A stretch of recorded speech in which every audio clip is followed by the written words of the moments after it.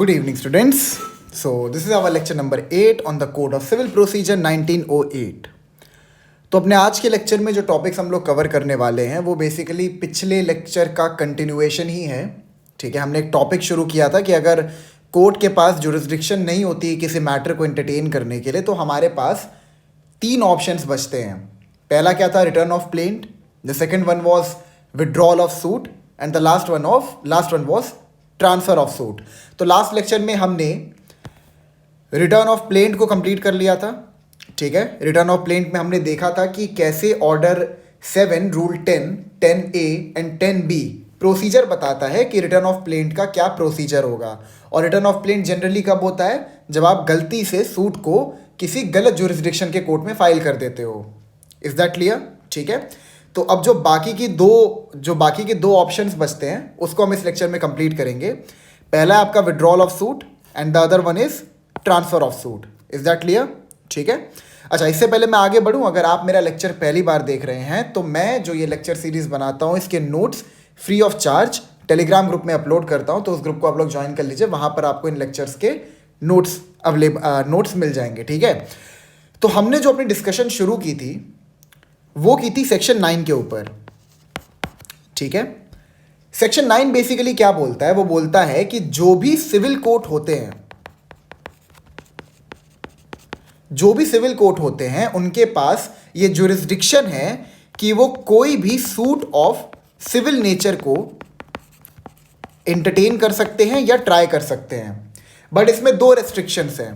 पहली रेस्ट्रिक्शन आपकी क्या है? CPC, that is subject to the provisions provided hereunder, that is under the Code of Civil Procedure, and if there is any express or implied bar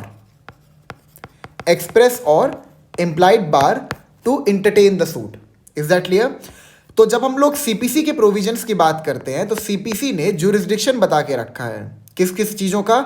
एक तो आपका हो गया पेक्यूनरी जुरिस्डिक्शन, एक आपका हो गया टेरिटोरियल जुरिस्डिक्शन और एक आपका हो गया सब्जेक्ट मैटर जुरिस्डिक्शन.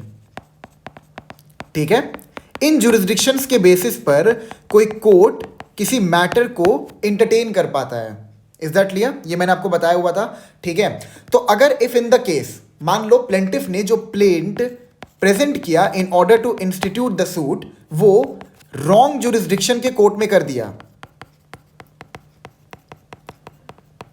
ठीक है, तो उस केस में 3 ऑप्शंस आपके पास बचते हैं. अगर आपने गलत जुरिस्डिक्शन के कोर्ट में अपने प्लेंट को फाइल कर दिया है तो या फिर सूट को इंस्टीट्यूट कर दिया है तो पहला आपका होता है रिटर्न ऑफ प्लेंट, जो हमने लास्ट लेक्चर में कंप्लीट कर लिया है.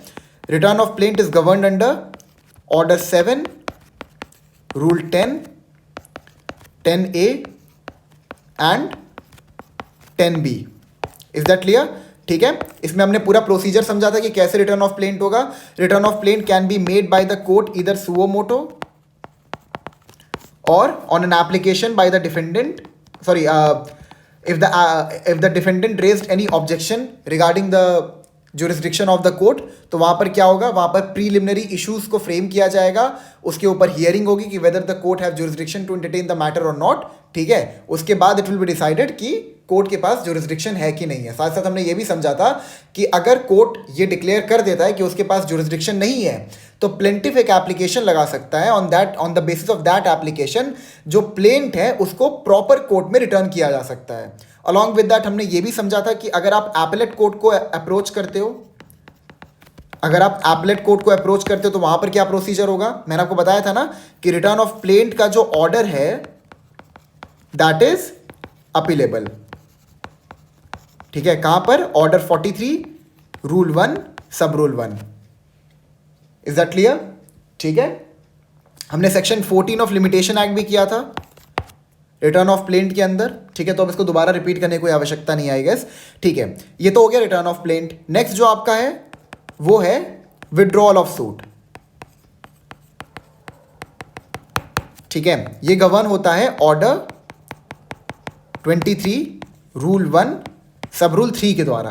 विड्रॉल ऑफ सूट अगर आसान शब्दों में हम लोग समझे तो ये है कि जो प्लेंटिफ है, ठीक है, प्लेंटिफ को ही पता है कि उसने गलती से या फिर due to some formal defect, ठीक है, उसने गलती से किसी गलत जुरिस्डिक्शन के कोर्ट में प्लेंट को इंस्टीट्यूट कर दिया है, तो वहां पर with the permission of the court, with the permission of the court the plaintiff में विदड्रॉ द सूट। ठीक है, अब इसके प्रोविजन को पढ़ेंगे तो आपको चीजें काफी हद तक क्लियर हो जाएंगी।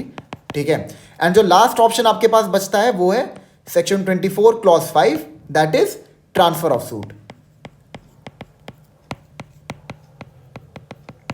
Is that clear? ठीक है, तो आइए करते हैं एक एक करके सारे टॉपिक्स को। पहले करते हैं हम लोग विड्रॉल ऑफ सूट। ठीक है, तो हमने सेक्शन 9 को पढ़ा था, एक बार तो दोबारा पढ़ लेते हैं। The courts shall mandatory subject to the provisions herein contained, that is CPC, have jurisdiction to try all suits of civil nature excepting suits of which their cognizance is either expressly or impliedly barred। अभी हम इन explanation part को छोड़ रहे हैं क्योंकि इसको अभी हम लोग subsequently next lecture में कवर करेंगे जहाँ तक मुझे आइडिया है। ठीक है, अब हम लोग आते हैं, पहले विड्रॉल ऑफ सूट को देख लेते हैं। ये रहा आपका, हाँ ये है आपका ऑर्डर 23, अपने बैरेक्स में ओपन कर लीजिए। Rule 1 sub rule 3। ठीक है, तो पूरे रूल को दिखाने की कोई आवश्यकता थी नहीं क्योंकि जो बाकी जो उसके पार्ट्स है उसको हम लोग को अलग टॉपिक में कवर करना होगा, तो मैंने बस इन्हीं पार्ट को यहाँ पर इंक्लूड किया है। ठीक है, लेक्चर में। Oh I am so sorry. हाँ, शुरू करते हैं। Order 23 rule 1 sub rule 3, where the court is satisfied that a suit must fail by reason of some formal defect. Now the term formal defect here signify lack of jurisdiction। ठीक है, lack of jurisdiction मतलब अगर court को ये लगता है that due to some formal defect the court is satisfied, court को satisfy कर दिया गया है that due to some formal defect the suit must fail, मतलब कि सूट में अगर हमने प्रोसीडिंग को कंटिन्यू कर भी दी तो बाद में because of this formal defect जो ये सूट है इट विल फेल, मतलब जो डिक्री है उसको एग्जीक्यूट नहीं किया जा पाएगा। क्योंकि मैंने आपको ये चीज बताया था कि अगर मान लो आपने गलत जुरिस्डिक्शन के कोर्ट में सूट को इंस्टीट्यूट कर दिया है एंड इवन तो अगर डिक्री पास हो भी गई है, ठीक है, अगर डिक्री पास हो भी गई है तब भी इस डिक्री को सेट असाइड कर दिया जाएगा if the suit was instituted before a court who does not possess the jurisdiction to entertain the matter. Is that clear? ठीक है, अच्छा एक तो आपका फॉर्मल डिफेक्ट का ये एग्जांपल हो गया, just give me a second. हाँ, एक तो आपका फॉर्मल डिफेक्ट का ये एग्जांपल हो गया लैक ऑफ जुरिस्डिक्शन। ठीक है, इसके और एग्जांपल्स भी हम लोग देख लेते हैं। हाँ ठीक है, एक तो आपका हो गया लैक ऑफ जुरिस्डिक्शन, जुरिस्डिक्शन नहीं है आपके पास तो जो सूट है उसको विड्रॉ कर सकता है प्लेंटिफ। ठीक है, यहां पर हम लोग बात करें विड्रॉल ऑफ सूट की, मतलब यहां पे प्लेंटिफ खुद ही कोर्ट में एप्लीकेशन लगाएगा कि हमने गलत जुरिस्डिक्शन के कोर्ट में सूट को इंस्टीट्यूट कर दिया तो हम इसको विड्रॉ करना चाहते हैं with the permission of the court कि हम एक फ्रेश सूट फाइल कर सकें। Is that clear? एक तो ये हो गया, क्योंकि ये रेलेवेंट है तो ये आपको बता दिया, और भी आपको बता देता हूं फॉर्मल डिफेक्ट के एग्जांपल्स। और हो गया आपका मिसजॉइंडर ऑफ पार्टीज। मिसजॉइंडर ऑफ पार्टीज में मतलब ये हो सकता है कि आपने जो नेसेसरी पार्टी है, मैंने आपको बताया था नेसेसरी और प्रॉपर पार्टी का डिफरेंस। ठीक है, जो necessary party to the suit है उसको आपने ज्वाइन ही नहीं किया सूट में, तो एक मिसजॉइंडर ऑफ सूट हो गया। उसके बाद आपका हो गया improper valuation of suit. This will also be covered under jurisdiction part, but मैं आपको बता दे रहा। इम्प्रॉपर वैल्यूएशन का मतलब क्या है, मैंने भी आपको थोड़ी देर पहले बताया था कि कोर्ट्स के पास पेक्यूनरी जुरिस्डिक्शन होती है। ठीक है, कि सपोज एक सिविल जज जूनियर डिवीजन है, वो 20 लाख तक के मैटर को एंटरटेन कर सकता था। आपने जो सूट फाइल किया वहां पर जो मैटर एट हैंड था it was of around 1 CR, 1 crore का मैटर था, तो उसको एंटरटेन करने की जो पेक्यूनरी जुरिस्डिक्शन है वो सिविल जज जूनियर डिवीजन के पास नहीं थी। ठीक है, तो because of improper valuation of suit आपने गलती से जो सूट था उसको गलत कोर्ट में इंस्टीट्यूट कर दिया, तो आप उसको विड्रॉ कर सकते हैं under order 23 rule 1 sub rule 3। Is that clear? Formal defect clear हो गया। और भी आपको एग्जांपल अगर दे दूं तो ये भी आप एक ले सकते हैं, failure to show cause of action, मतलब जो आपने प्लेंट सबमिट किया, प्लेंट में आप पॉइंट्स लिखते हो, ठीक है, तो उन पॉइंट्स में प्राइमा फेसाई कोई केस बन के निकल ही नहीं रहा है, मतलब ऐसा लग ही नहीं रहा है कि कोई कॉज ऑफ एक्शन अराइज हुआ है जिसके बेसिस पर आपने प्लेंट को फाइल किया है। तो ये सारे कुछ एग्जांपल हो गए फॉर्मल डिफेक्ट के। बी देखते हैं, that there are sufficient grounds for allowing the plaintiff to institute a fresh suit for the subject matter of suit और पार्ट ऑफ अ क्लेम। अब इसका मतलब क्या है? इसका मतलब यहां पर यह है कि सपोज जो प्लेंटिफ है, ठीक है, उसने कोई बोनाफाइड मिस्टेक कर दी, he made some bona fide mistake, मतलब जानबूझ के नहीं किया, ठीक है, विद अ गुड इंटेंशन गलती से कर दिया, और because of that bona fide mistake जो प्लेंटिफ का सूट है it may become infructuous. It may become infructuous मतलब कि प्रोसीडिंग जब कंटिन्यू होगी तो बाद में जो प्लेंटिफ से गलती हुई है उसकी वजह से सूट में जो उसका क्लेम है वो कमजोर पड़ सकता है, ठीक है। तो वहां पर ऐसे केसेस में ये एक मतलब मैं आपको बता रहा अभी एग्जांपल बताता हूं। तो ऐसे केसेस में क्या होता है, प्लेंटिफ जो है वो कोर्ट के परमिशन से सूट को विड्रॉ कर सकता है with a direction to file a fresh suit. इसका जो बेस्ट एग्जांपल आपके सामने हो सकता है वो ये है कि proper relief were not included, ठीक है। Proper relief were not included मतलब जितने रिलीफ को प्लेंटिफ क्लेम कर सकता था उस पर्टिकुलर सूट में, उसने सारे रिलीफ को उस सूट का पार्ट नहीं बनाया। अब इससे प्रॉब्लम क्या होगी मैं आपको समझाता हूं, ये भी हम लोग आगे पढ़ेंगे, बट मैं आपको फिर भी समझा देता हूं। There is something called as constructive res judicata, ठीक है। अभी इसको समझने की कोई आवश्यकता नहीं, बस आपको मैं बता रहा हूं। ये कहता ये है कि अगर आप एक सूट फाइल करते हो तो ये आपकी जिम्मेदारी है, प्लेंटिफ की जिम्मेदारी है कि जो भी इश्यूज आप रेज कर सकते हो उसको रेज करो, ठीक है। अगर आपने कुछ इश्यूज को रेज नहीं किया तो सब्सिक्वेंटली जिन इश्यूज को आप रेज कर सकते थे बट आपने नहीं किया, सब्सिक्वेंटली आप उन इश्यूज के ऊपर एक फ्रेश सूट इंस्टीट्यूट नहीं कर पाओगे, आपको रोक दिया जाएगा। आपको रोक ऐसे दिया जाएगा कि जब आपने पहले सूट फाइल किया था तो आपने वहां पर उस पर्टिकुलर इशू को रेज क्यों नहीं किया जब आप उसको कर सकते थे। तो रिमेंबर मैंने आपको बताया था ना, it is in the interest of the state to put an end to litigation, इंटरेस्ट रिपब्लिक एट फिनिश लिटियम, ठीक है। अगेन हम इसी मैक्सिम को फॉलो कर रहे हैं, इसी मैक्सिम के बेसिस पर रेस जुडिकाटा का प्रिंसिपल भी बेस्ड है, ठीक है। चलो ठीक है, बस इतना समझ लो, proper relief are not included. तो ये एक सफिशिएंट ग्राउंड है कि प्लेंटिफ ने जो रिलीफ से सारे के सारे क्लेम नहीं किए, ठीक है, तो इस बेसिस पर भी he may withdraw the suit. आगे, it may on such terms as it thinks fit grant the plaintiff, किसकी बात कर रहा है, कोर्ट की बात कर रहा है। कोर्ट जो है ऐसे टर्म्स एंड कंडीशंस लगा के प्लेंटिफ को ये परमिशन ग्रांट कर सकता है to withdraw from such suit और such part of the claim with liberty to institute a fresh suit in respect of the subject matter of such suit और such part of the claim, ठीक है। तो यहां पर आपको court की permission चाहिए होगी, मतलब अगर आपने सूट फाइल कर दिया है और आप उसको विड्रॉ करना चाहते हैं because there is any sufficient ground या फिर due to some formal defect, ठीक है, तो कोर्ट की आपको परमिशन चाहिए होगी यहां पर। तो कोर्ट अगर आपको परमिशन दे देगी तो आप सूट को विड्रॉ कर सकते हो with the permission to file a fresh suit. Is that clear? Withdrawal of suit आपको क्लियर हो गया, ठीक है। ये कुछ एग्जांपल्स जो मैंने आपको लिखवाए हैं ना, lack of jurisdiction based on of parties, improper valuation of suit, ये सारी चीज़ आप लोग लिख लीजिएगा, ठीक है, क्योंकि मैंने इसको अपने नोट्स में इंक्लूड नहीं किया है, बस ये पार्ट आप लिख लीजिएगा जो एग्जांपल्स हैं, ठीक है, बाकी आपको नोट्स जो है प्रॉपर मिल जाएंगे। अच्छा, अब आते हैं ट्रांसफर ऑफ सूट पे, ठीक है। हाँ, ट्रांसफर ऑफ सूट पे आते हैं, ये दोनों पार्ट हो गए, return of plaint and withdrawal of suit, transfer of suit करते हैं अब हम लोग, ठीक है। इस हम लोग दोनों पार्ट कर लेते हैं, सेक्शन 24 एंड 25। जो रेलेवेंट पार्ट है वो खाली सेक्शन 24 क्लॉज 5 है, लेकिन मैं सोचा इन प्रोविजंस को कंप्लीट करा देता हूँ, ठीक है। ऑन द एप्लीकेशन, चलो इसको पढ़ते हैं। General power of transfer and withdrawal on the application of any of the parties, कोई पार्टी एप्लीकेशन लगा सकता है, and after notice to the parties and after hearing such of them as desired to be heard or of its own motion without such notice, the high court or the district court may at any stage, अब इसका मतलब क्या मैं आपको समझाता हूं, either both the parties may file an application, ठीक है, एंड सपोज ए और बी के बीच में सूट था, ठीक है, ए एंड बी के बीच में सूट था, यहां पर ए एंड बी सेक्शन 24 के अंदर दोनों ही एप्लीकेशन फाइल कर सकते हैं, ठीक है, दोनों ही एप्लीकेशन फाइल कर सकता है। सपोज ए ने एप्लीकेशन फाइल किया, ठीक है, तो कोर्ट यहां पे पहले नोटिस इशू करेगा। नोटिस किसको इशू करेगा? बी को।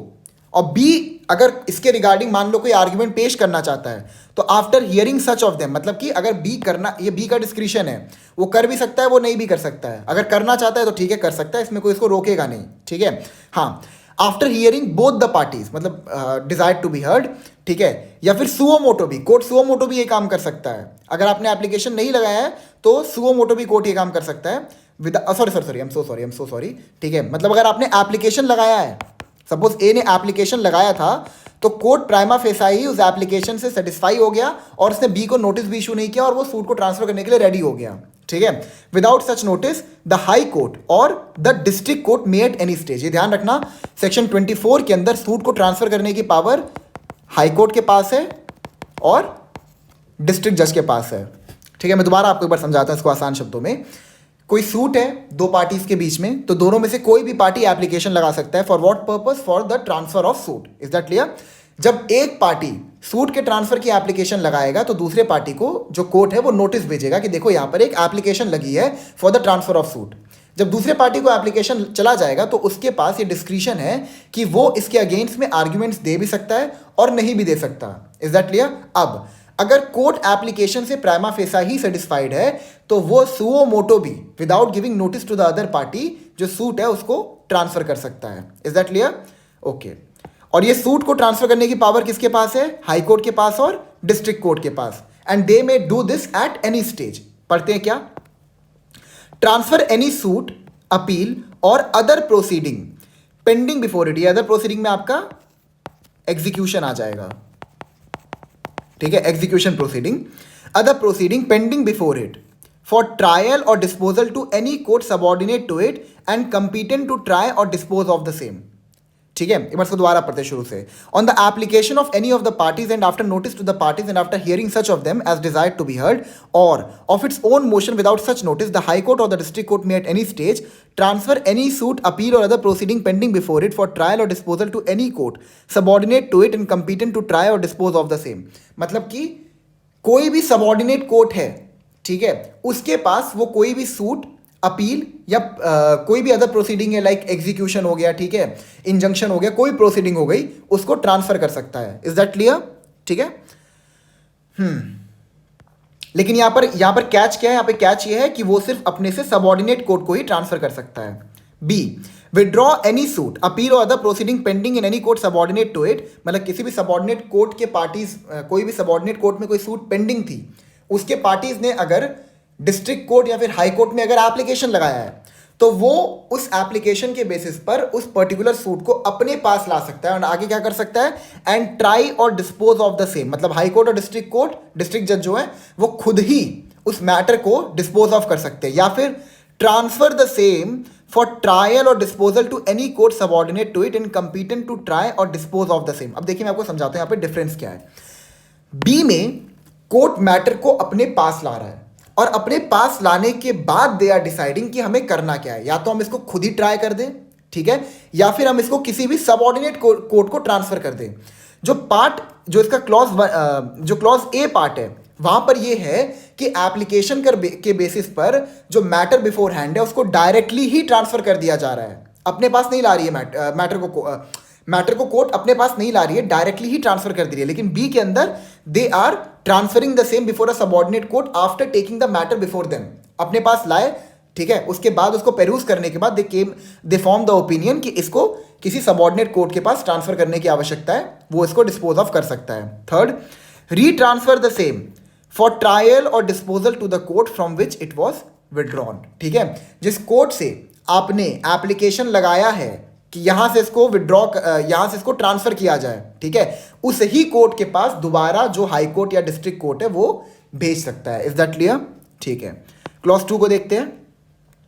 Where any suit of proceeding has been transfer और withdrawn under subsection 1, the court which is thereafter to try और dispose of suit of proceeding में subject to any special directions in the case of an order of transfer either retry it or proceed from the point at which it was transferred or withdrawn। मतलब जिस भी court को matter before hand transfer किया गया है उसके पास ये power है कि वो या तो उसकी प्रोसीडिंग को उसी पॉइंट ऑफ टाइम से कंटिन्यू कर सकता है जहां से उसको स्टे करके रखा गया है आफ्टर फाइलिंग द एप्लीकेशन, या फिर वो उसको फ्रेशली सुन सकता है, मतलब एकदम शुरू वाले पॉइंट से, ठीक है, जो मैं आपको पूरा बताया था ना स्टेजेस ऑफ सिविल ट्रायल, ठीक है, उसके एकदम पहले स्टेज से सुनना शुरू कर सकता है। मतलब वो अगेन जो है प्लेंटिफ को डायरेक्ट कर सकता है कि आप प्लेन फाइल करिए, उसके बेसिस पर हम समन्स इशू करेंगे, ब्ला ब्ला ब्ला, जो भी पूरा स्टेज है वो एकदम उसको मतलब रीट्राई कर सकता है मैटर को from the first stage. Is that clear?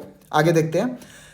For the purpose of this section courts of additional and assistant judges shall be deemed to be subordinate to district court। जो एडिशनल और assistant civil जजेस होते हैं, they will be deemed to be subordinate to district judge। is that clear?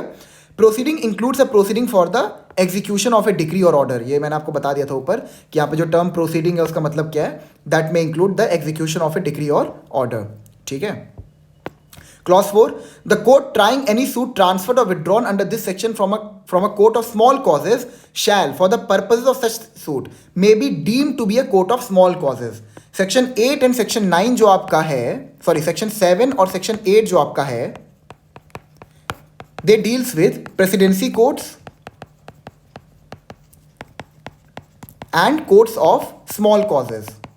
ये क्या होते हैं, इनके क्या फंक्शंस होते हैं, इनके सामने जो प्रोसीडिंग होती है वो कैसे होती है, हम लोग बाद में समझेंगे। ठीक है, बस आपको बता दे रहा हूँ अभी, आप रेफर कर सकते हैं इन सेक्शंस को अभी अगर आपको पढ़ना हो तो, वैसे बाद में से कंप्लीट करूंगा। ठीक है, तो अगर मान लो कोर्ट ऑफ स्मॉल कॉजेज से एप्लीकेशन गई है कि जो पर्टिकुलर सूट है इसको ट्रांसफर किया जाए किसी और कोर्ट के सामने, ठीक है, तो वहां पर क्या होगा, वहां पर जिस भी कोर्ट को मैटर ट्रांसफर करेंगे, डिस्ट्रिक्ट जज और हाई कोर्ट, वो court will act like a court of small causes. मतलब कि कोर्ट ऑफ स्मॉल कॉजेज की जो प्रोसीजर है उसी को फॉलो करेगा वो पर्टिकुलर कोर्ट जिसको ट्रांसफर किया गया है। Fifth, a suit of proceeding may be transferred under this section from a court which has no jurisdiction to try it. देखिए हम लोग पढ़ रहे थे ना, दिस इज सेक्शन 24 क्लॉज 5। ठीक है, this is section 24 clause 5 which says कि अगर मान लो कोर्ट के पास जुरिस्डिक्शन नहीं थी किसी मैटर को ट्राई करने की, तो वहां पर उसको ट्रांसफर किया जा सकता है बिफोर द प्रॉपर कोर्ट जिसके पास जुरिस्डिक्शन है to try that particular matter. Is that clear? ठीक है, अब 25 पे आते हैं। Power supreme court to transfer suits. अभी जो हमने टॉपिक पढ़ा है ना जुरिस्डिक्शन के रिगार्डिंग, उससे सेक्शन 25 का कोई रिलेशन नहीं है, लेकिन मैं आपको ये कंप्लीट करवा दे रहा हूं ताकि इसको फ्यूचर में ना करना पड़े, इसके साथ में पढ़ लेते हैं क्योंकि काफ़ी हद तक ये दोनों प्रोविजंस जो हैं वो काफ़ी हद तक सिमिलर हैं। ठीक है, on the application of a party and after notice to the parties. देखिए ये जो टर्म नोटिस है ना, इसका मतलब यहां पर यही है कि जब कोई पार्टी एप्लीकेशन लगाता है किसी कोर्ट के पास, तो वो कोर्ट जो ऑपोजिट पार्टी है उसको नोटिस भेजता है कि देखो आपके खिलाफ कोई सूट फाइल हुआ है, या फिर आपके खिलाफ कोई एप्लीकेशन फाइल हुआ है, या फिर कोई ऐसा मैटर है जिसमें आपका इंटरेस्ट है, उसके रिगार्डिंग कोई प्रोसीडिंग हो रही है। ठीक है, तो उसको नोटिस जाता है ताकि वो भी अपने साइड को प्रेजेंट कर सके। Is that clear? तो उसको हम लीगल टर्मिनोलॉजी में नोटिस कहते हैं।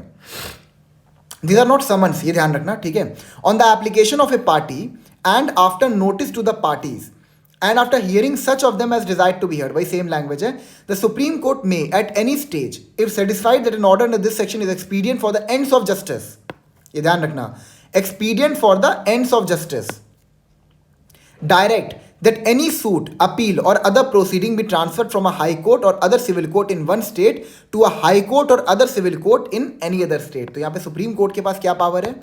सुप्रीम कोर्ट के पास अगर कोई पार्टी एप्लीकेशन लगाती है तो वो उसको किसी एक हाई कोर्ट या डिस्ट्रिक्ट कोर्ट से किसी दूसरे हाई कोर्ट या डिस्ट्रिक्ट कोर्ट के पास ट्रांसफर कर सकते हैं। इसका आपको एक प्राइमरी एग्जांपल बताऊं, मान लो डिवोर्स प्रोसीडिंग है,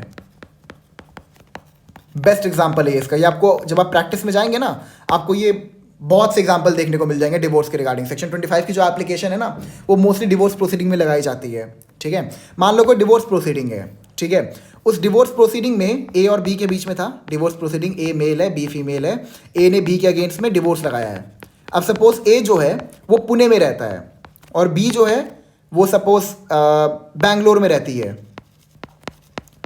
अब ए ने जो केस फाइल किया है वो पुणे में किया है, पुणे के डिस्ट्रिक्ट कोर्ट में किया है। ठीक है, अब बी जो है उसको बैंगलोर से पुणे आना पड़ रहा है, इतना दूर उसको ट्रैवल करना पड़ रहा है, तो बी क्या करेगी, बी सेक्शन 25 के अंदर एप्लीकेशन फाइल करेगी कि भैया जो ये सूट ए ने पुणे में ट्रांसफर किया है, जिसकी वजह से मुझे कम्यूट करने में बहुत दिक्कत आ रही है, इसको ट्रांसफर कर दिया जाए बैंगलोर में। Is that clear? ठीक है, या फिर बैंगलोर में कर दिया जाए या फिर किसी ऐसे कोर्ट में कर दिया जाए जो दोनों को ही काफी नजदीक पड़े। Is that clear? आगे देखते हैं। Every application under this section shall B made bye A motion which shall be supported by an affidavit. ठीक है, ये आपको समझ में आ गया होगा कि जो भी एप्लीकेशन ऑफ सेक्शन 25 के अंदर लगाएंगे, ठीक है, it shall be supported by an affidavit. याद है ना वहाँ पे हमने जब वो सेक्शन पढ़ा था तो उसमें सेक्शन 26 जब हमने पढ़ा था उसमें क्या कहा था, उसमें कहा था प्रूव्ड बाय एफिडेविट, एंड यहाँ पे टर्म क्या यूज हुआ है, supported by affidavit.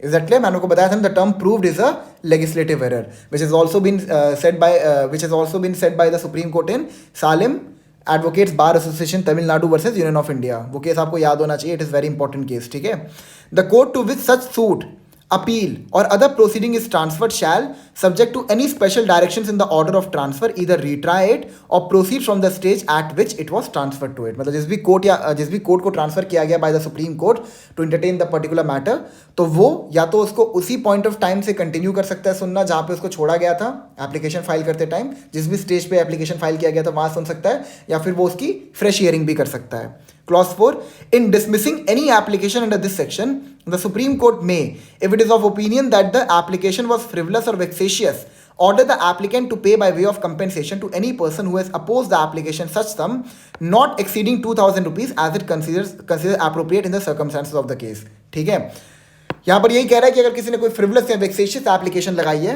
Transfer of suit के लिए अपने किसी पर्टिकुलर पर्पस को फुलफिल करने के लिए, ठीक है, अपने किसी उसका कोई इंटरेस्ट जुड़ा हुआ था ट्रांसफर ऑफ सूट को लेके ताकि ऑपोजिट पार्टी को किसी प्रकार की प्रॉब्लम आ जाए, तो वहाँ पर जो सुप्रीम कोर्ट है वो उस पर्टिकुलर इंसान के ऊपर जिसने ये एप्लीकेशन लगाया है उसके ऊपर कॉस्ट लगा सकती है। ठीक है, and they may order the person to pay compensation to the opposite party जिसने कि उस एप्लीकेशन को क्या किया था, अपोज किया था। लेकिन ये ध्यान रखना है कि the amount must not exceed 2,000 rupees. Clause 5 देखते हैं, the law applicable to any suit appeal और other proceeding transferred under this section shall be the law which the court in which the suit appeal और other proceeding was originally instituted और to have applied to such suit appeal और proceeding. ठीक है, हाँ, अब मान लो एक court से दूसरे कोर्ट में ट्रांसफर हुआ है मैटर। ठीक है, सपोज मान लो मैं आपको बताता हूं एग्जांपल, हरियाणा के कोर्ट से सपोज केरला के कोर्ट में कोई मैटर ट्रांसफर हुआ है। ठीक है, तो जो मैटर बिफोर हैंड था ना उसमें हरियाणा का जो लोकल लॉ था वो लग रहा था, it was a state law not a union law, वो लग रहा था। ठीक है, तो जब ये मैटर केरला में ट्रांसफर हो जाएगा from Haryana to Kerala by an order of a supreme court under section 25, ठीक है, तो यहां पर भले ही मैटर जो है वो केरला में ट्रांसफर हो गया है लेकिन जो लॉ उसमें एप्लीकेबल होगा वो हरियाणा का लोकल लॉ ही होगा। ठीक है, this is what section 25 clause 5 is saying. तो आई होप आपको ये टॉपिक क्लियर हो गए होंगे। ठीक है, अब मैं आपको एक बहुत ही इंपॉर्टेंट टॉपिक पढ़ाने वाला हूँ, यहाँ से आप चीज़ों को बहुत ध्यान समझिएगा, मतलब इससे पहले की चीज़ों को भी ध्यान समझते हुए चल रहे होंगे तो बहुत अच्छी बात है, बट यहाँ से थोड़ा फोकस अपना और बढ़ा लीजिएगा आप लोग। ठीक है, तो जो हम लोग ये टॉपिक सारे के सारे पढ़ रहे हैं ये जुड़े हुए हैं सेक्शन 9 से। ठीक है, सेक्शन 9 में जब हमने डिस्कशन की थी तो सेक्शन 9 के डिस्कशन में हमने ये जाना था कि जो सिविल कोर्ट हैं उनके पास अनलिमिटेड जुरिस्डिक्शन है to try every suit of civil nature, every suit of civil nature. ये हमने समझा था सेक्शन 9 के अंदर, subject to 2 restrictions. First is the provisions of CPC and if the cognizance has been expressly और impliedly barred. ठीक है, ये हमने समझा था कि 2 रेस्ट्रिक्शंस भी हैं। अब जो सवाल हमारे सामने खड़ा होता है वो ये है कि सेक्शन 9 के अंदर ये सूट ऑफ सिविल नेचर जो टर्म है इसको क्यों यूज किया गया। अगर कानून बनाने वाले चाहते तो वो टर्म सिर्फ सिविल सूट भी तो यूज कर सकते थे, बट उन्होंने ये term suit of civil nature क्यों यूज किया। इसको बहुत ध्यान समझिएगा, थोड़ा सा इंट्रिकेट है बट मैं यहां पर आपके साथ हूं इसको इजी बनाने के लिए। ठीक है, सबसे पहले हम लोग समझते हैं कि एक सिविल सूट क्या होता है। Civil suit is an action taken within the court, within the civil court to enforce अ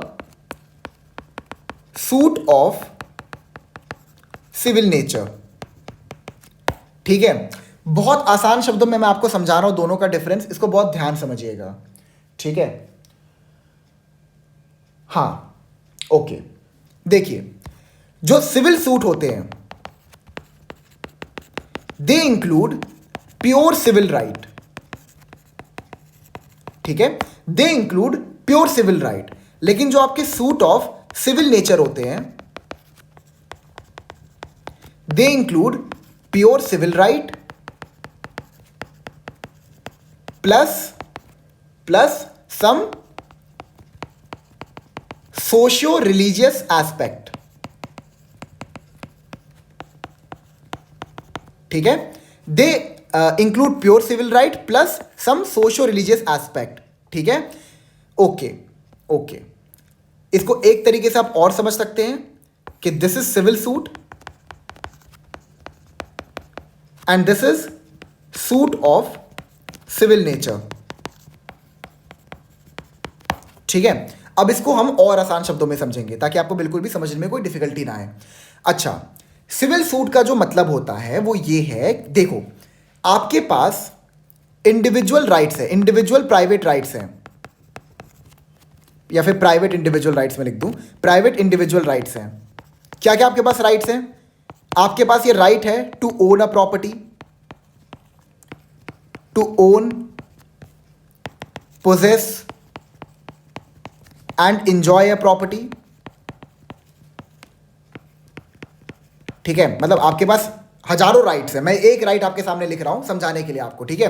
आपके पास ये राइट है। अब सपोज आपका ये घर है, इसमें कोई ट्रेसपास कर जाए, या फिर सपोज अगर कोई इसके ऊपर इलीगली आपके प्रॉपर्टी को इलीगली कब्जा कर ले, ठीक है, तो आप उस पर्सन के अगेंस्ट में एक सूट फाइल कर सकते हो कि देखो भाई, इसने मेरी प्रॉपर्टी में ट्रेसपास किया है, मेरे कंसेंट के बिना इसने इस प्रॉपर्टी में एंटर किया है, या फिर ये दूसरा जो पार्टी है इसने मेरे प्रॉपर्टी को इलीगली ओन करके रखा है, ठीक है। तो जो मेरी ओनरशिप है उसको वापस दिलवाओ, जो ये बंदा ट्रेसपास करके मेरे प्रॉपर्टी में एंटर किया इसको बाहर निकालो, क्योंकि आपके पास राइट टू प्रॉपर्टी है, प्रॉपर्टी को अपने एंजॉय करने का आपके पास राइट है। अगर इस राइट को कोई भी इन्फ्रिंज करेगा तो आपके पास आ जाएगा कॉज ऑफ एक्शन, जिस कॉज ऑफ एक्शन के बेसिस पर आप प्लेंट फाइल कर सकते हो, और प्लेंट के फाइलिंग से आप एक सूट इंस्टीट्यूट कर सकते हो अगेंस्ट द पर्सन जिसकी वजह से एक कॉज ऑफ एक्शन अराइज हुआ है। Is that clear? So that is a civil suit. आसान है, कोई दिक्कत नहीं है, ठीक है। अच्छा, तो ये सूट ऑफ सिविल नेचर क्या होता है? हमने इसमें समझा कि suit of civil nature includes pure civil right plus some socio religious aspect. For example मैं आपको समझाता हूं। Suppose there is a public temple, कोई टेम्पल है, ठीक है, दिस इज अ टेम्पल। आप इस टेम्पल को ओन नहीं करते हो, ये टेम्पल आपका घर नहीं है, लेकिन ठीक है, just give me a second, हाँ ठीक है, ये कोई टेम्पल है सपोज, इस टेम्पल को आप ओन नहीं करते हो, इस प्रॉपर्टी को आप ओन नहीं करते हो, लेकिन सपोज आपको इस टेम्पल में एंटर करना है, और आपको टेम्पल में एंटर करने से किसी ने रोक दिया, somebody stopped you from entering into the temple। अब इस पर्टिकुलर प्रॉपर्टी को आप ओन तो करते नहीं हो, एंड उसने रोका क्यों? उस बंदे ने रोका ये कहते हुए कि तुम्हारा इस टेम्पल में घुसना मतलब कि हमारे धर्म को नुकसान पहुंचाना है। हम इसको किसी भी तरीके से ले सकते हैं। मान लो कोई चर्च है, कोई मॉस्क है, उसमें कोई इंसान एंटर करना चाहता है और उसको एंटर करने से रोकते हुए इंसान ये बोलता है कि अगर तुम इस टेम्पल, मॉस्क या फिर चर्च में एंटर करते हो तो ये हमारे धर्म को नुकसान पहुंचाता है, आपको रोक दिया गया, ठीक है। उन्होंने जो एक्शन यहां पर लिया है ये आपके आर्टिकल 19 के अगेंस्ट है, या आपके आर्टिकल 25 के अगेंस्ट है, right to practice, profess and propagate your religion, इसके अगेंस्ट है, ठीक है। राइट टू मूवमेंट जो है आपका उसके अगेंस्ट है, ठीक है।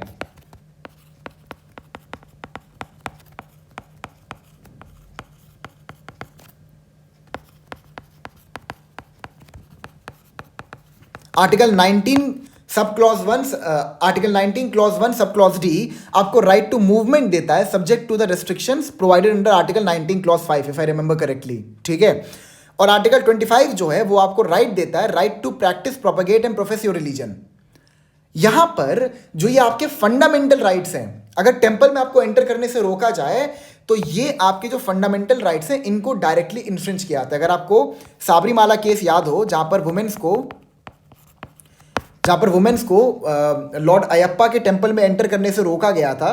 तो वहाँ पर अगर आपको याद हो, काफ़ी फेमस केस था कि सुप्रीम कोर्ट में ये पिटिशन डाला गया था कि ये हमारे फंडामेंटल राइट्स का इन्फ्रिंजमेंट है कि 15 से लेके 65 या 60 तक की औरतों को अलाउड नहीं था उस पर्टिकुलर कोर्ट में एंटर कर आई एम सो सॉरी, उस पर्टिकुलर टेम्पल में एंटर करने से रोका जा रहा था इतनी एज की वुमेन को। ठीक है, तो यहाँ पर somebody went to the supreme court and said कि this is against the principle of equality and equity. ठीक है, और हमारा भी जो राइट टू रिलीजन है, टू प्रैक्टिस द रिलीजन, उसको हानि पहुंचाई जा रही है। तो जो ये प्रैक्टिस इस पर्टिकुलर टेम्पल में फॉलो किया जाता है, इसको स्ट्रक डाउन किया जाए और हमें अलाउ किया जाए to enter into the temple. Is that clear? ठीक है, तो यहाँ पर सुप्रीम कोर्ट ने इन दी एंड जो है वुमेन्स के फेवर में ही जजमेंट दिया था कि लॉर्ड अयप्पा के टेम्पल में वुमेन्स को भी एंटर करने का पूरा अधिकार है, वहाँ पर उनको रोका नहीं जा सकता, क्योंकि लॉर्ड अयप्पा की जो भी प्रैक्टिस थी that was not an essential religious practice, जिसके बिना वो पर्टिकुलर रिलीजन सर्वाइव ना कर पाए। Let's not delve into that particular case law, वो हम लोग करेंगे जब हम लोग कॉन्स्टिट्यूशन करेंगे तो। ठीक है, बस आपको मैं बता रहा हूँ, एग्जांपल दे रहा हूँ मैं। ठीक है, तो यहाँ पर आपको टेम्पल में अगर एंटर करने से रोका जा रहा, तो ये आपके राइट टू प्रॉपर्टी को कहीं से भी इन्फ्रिंज नहीं कर रहा है, क्योंकि आप उस जगह को ओन थोड़ी करते हो। लेकिन because it is a public place, it is a temple, और वहाँ पर अगर आपको इलीगली रोका जा रहा है, तो ये आपके article 19 clause 1 sub clause D का वायलेशन है, और ये आपके आर्टिकल 25 का वायलेशन। अब ध्यान से मेरी बात को समझिए। ठीक है, टेम्पल में आपको घुसने से रोकने जाना, टेम्पल में आपको अगर घुसने से कोई रोक दे, तो it may not directly lead to a civil suit. ठीक है, it may not directly lead to a civil suit. ठीक है, लेकिन it may be a suit of civil nature. Not allowing you to enter into the temple is not directly a civil suit. ठीक है, क्योंकि prima फेसा यहां पर लग नहीं रहा है कि आपका कोई भी राइट जो है, कोई भी जो आपका इंडिविजुअल राइट है, उसको वॉयलेट किया गया है। लेकिन अगर आप इसमें थोड़ा सा डेल्व करते हैं, अगर आप इसके सोशियो और रिलीजियस एस्पेक्ट को भी साथ में कवर करते हैं, तो you will understand that it is a civil suit, that is a suit of civil nature. It is not directly a civil suit, but it is a suit of civil nature. Why a suit of civil nature?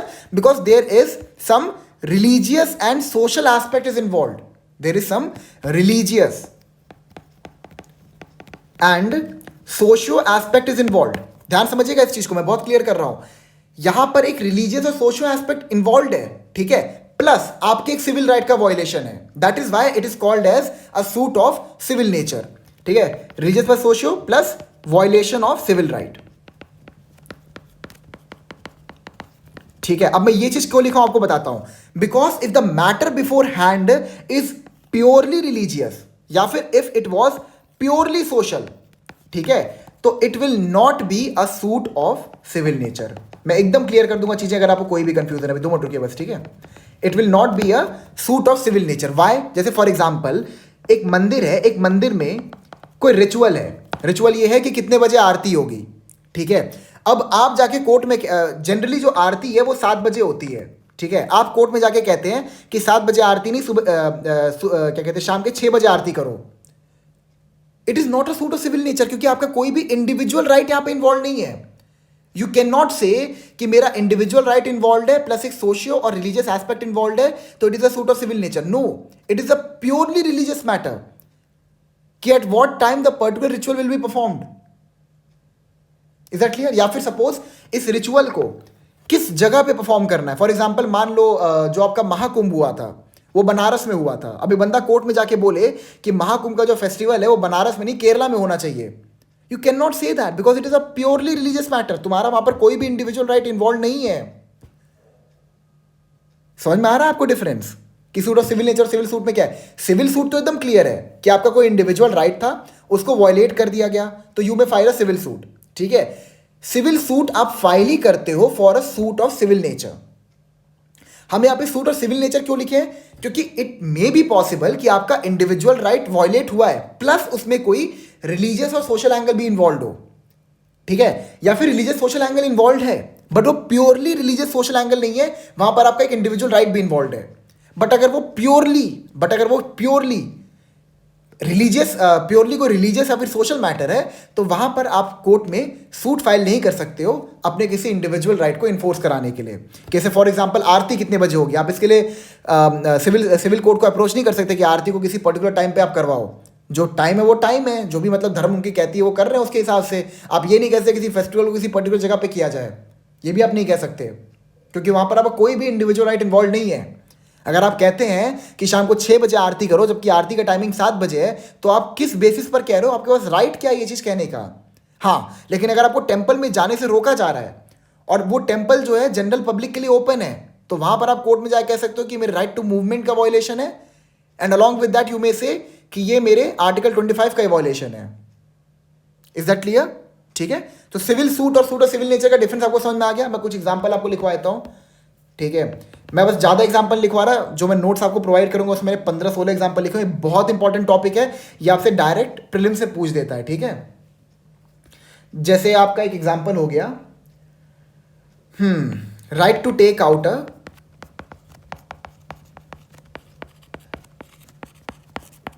Religious procession,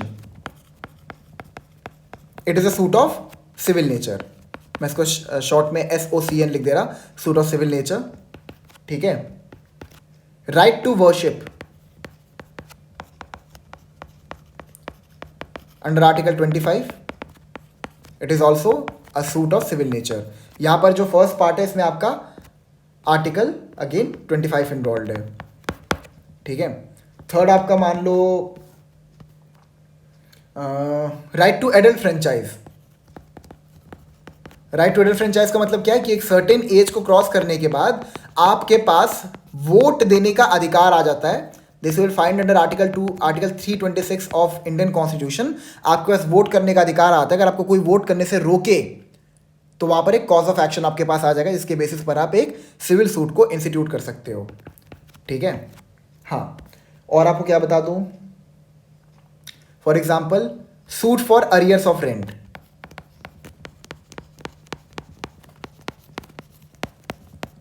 ठीक है। और आपको क्या बताऊं,